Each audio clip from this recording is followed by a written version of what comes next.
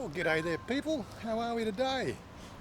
Back out here and up in Chanya checking out the state of the nation to do with, we've just recently had an election, and one of the biggest things on the election card was every party in Thailand to say they're going to recriminalise cannabis. So I thought, let's get up to my local shop here and talk to some of the people who are on the street, who have invested a lot of money to actually set up some shops.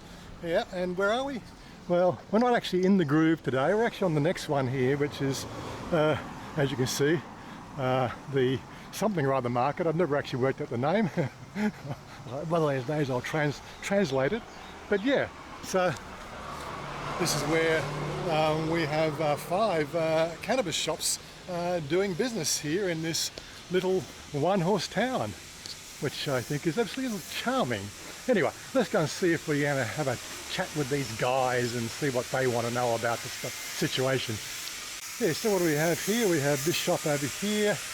We have, is that one? No, that's a beauty clinic. Gelato. Yeah, anyway, so what do we got on this one here? This one here is new over here, right? These are the guys that I've been dealing with, and they're closed. Oh my God. So that's me being a little bit anxious to get up here and make a video. 3 o'clock they open. Well, here's another one of the shops here. Don't know if these people here actually want to talk about the whole situation, but well, it's 1 o'clock. So they open at 1 o'clock. Yeah, there's 5 shops altogether here, and I'm just trying to figure out where the 5th one was. I know it was here somewhere. Well, it does seem like there's only 4 open there now. I'm sure there was 5, but maybe I just counted wrong, I don't know. But considering that it's a little university town west of Bangkok, the changeability of shops here seems to be quite rapid. But yeah, so what I'm going to do is I'm going to come back here at 3 o'clock and have a chat with these guys, because they're a nice bunch of guys and they seem to know what they're talking about, so we'll see what happens. Okay, here we are. A little bit of a break, a couple of hours later, and they're open. Here we are. Kush. This one here is PED 420. It's a small privately owned store. And I know these guys. These guys have always been able to help me out and give me all the inside story of what's going on in the industry. So let's have a chat to them. So recently we've had an election here in Thailand, and there's a lot of people asking a big question about if they're going to recriminalise ganja, or cannabis as the West would know. We call it ganja over here. I don't even know where the name ganja come from in Thailand. It's like, it's a very, very old word, isn't it? Yeah. But yeah, so the 2 new main parties that have now managed to sort of steal the show, as for want of a better word, they've all come to the platform with an anti-cannabis bill. So, we've had businesses, big and small, start up over the last 12 months here in Thailand, and a lot of money has been invested in that industry itself. But although we know some of the big players out there, like the dispensary, we know the dispensary, it's a big name out there, there's a few other big names, they've got a lot of money behind them from Western concerns, but what about the small people? Right, these guys here, they're a small concern, they've spent a lot of money to get themselves set up. What are they going to do if they recriminalise the whole process? So this is Visa and Best. They've been in this shop here, what, for 6 months now? About 6 months. About 6 months, yeah. And how's the business going? Like, I come up one time, I think, on a long weekend and you were closed, but every other time you've been open. Yeah. So how's business? You doing good? Good, but we also have like many competitors now. Oh yes, so I was mentioned that we have 4. Yeah. I thought there was 5, wasn't there? 5 in the opposite side. Oh, there's one across the road. Yeah, oh, okay. one. A big one across the road. So you're just one of the small boys, the small players in the big game, right? It's honestly, it's a confusing game just trying to sort of see it. Like, we have now more ganja shops in Thailand Central, like I'm talking about the greater populous area, than we do have 7-Elevens, as far as I know. And as I said before, most of the time they set the shop up next to a 7-Eleven, so you go and get your smoke, and then you get your munchies next door. So what's your thoughts? Like, there's a lot of money. Like, for instance, how much did it cost, like, if you want to tell us, to set this store up? How much did it cost you to get set up? we start like from the just like the minimum because we don't have a lot of cost, don't have a lot of budget.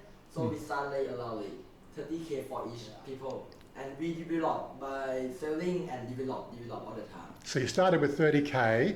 and then you rent a place like this, what, 4,000 or 5,000 every month? Around to 1 to 2,000. 2,000, I mean 10 to 20,000. Oh, 10 to 20,000 here. Oh, really? yeah. Okay, so 20,000 overhead and 40,000. Yeah, so so you have to pay the money for the rent in advance. What, 3 months to set up? Then you put your first stock in, and then you keep on adding. As people buy, you buy more stock. And now you probably have what, maybe, well, looking at what you got on the shelf here, maybe I said 500,000 baht of stock now. Not around No. 300. 300,000. Yeah, so you got 300,000 baht of stock here, and that's not only just to do with the buds, but because all the other items that go along with it. Do you, by any chance, have you taken a bank loan or borrowed money to do this? No, it's our own money. Your own money. So this is basically your life savings in this business, and I'm sure that this is going to be the situation for most of the small businesses. They've seen an opportunity to get out of what they call lower class, to make a business for themselves. And as far as we're concerned, from an international point of view, it's a viable business. Okay, there's some laws around the place, based on the 1970 Act that came out of the USA to try to protect the pharmaceutical industry. But aside from that, countries are coming on board with the fact that there has great medicinal use. I know that I use the, what was it, the one you gave me, the CBD? Yeah, I didn't take the oil, but I had the CBD bud and mixed with a little bit of everything else. It really relieves all the pains and keeps you working and functional quite well. So my thoughts now is, what would happen if they recriminalised it? If they really go that way, Yeah. I think the last choice that we want to choose is close our store. Yeah. I think, personally, I do not really confident that they're gonna get ganja back to become illegal. Yeah, there's a lot of money. I think it needs to be sort of brought under lines like the alcohol laws. I don't know about the 2 to 5 p.m. no alcohol sales, but I think they need to bring something in there, a bit of an up top, like people should be allowed to do what they want these days, right? Smoking kills millions of people every year. We still have yet to see anybody dying from smoking ganja. Yet it's illegal. I see people dying every year from alcohol poisoning. We don't see that from ganja. So why would they criminalise it? It's only to keep the old fogies happy, right? And the pharmaceutical industry, with the money coming in for their narcotics that they want to sell. Legal narcotics versus the stuff that God made. That's always an amazing situation.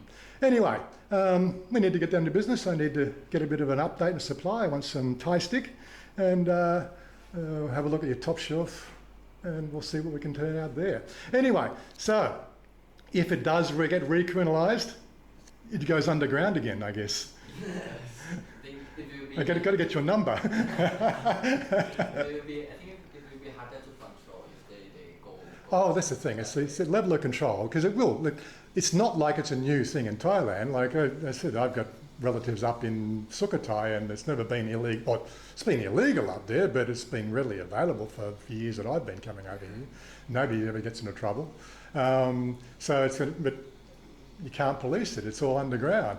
I think they need to have it up above the ground. Make sure people who, like over 20 years old, I think it's a great idea. You must be 20 years old, Yes. right? An adult of sound mind and body. And don't take it with, pregnant women shouldn't be allowed it, children shouldn't be allowed to have it, everything else like that, right? Just make it more control, right? And let people experiment with their own minds rather than be programmed from the TV. Anyway, I suppose I've spoken enough. So anyway, guys, I don't know if you enjoyed that little snippet. Just giving a bit of an outside or inside story of how the industry is going, and we'll keep tuned and see if we can actually come up with some better ideas as things develop, as they actually finally elect the government. Okay, peace out, guys, and we'll catch you next time. I want you to lift me up so I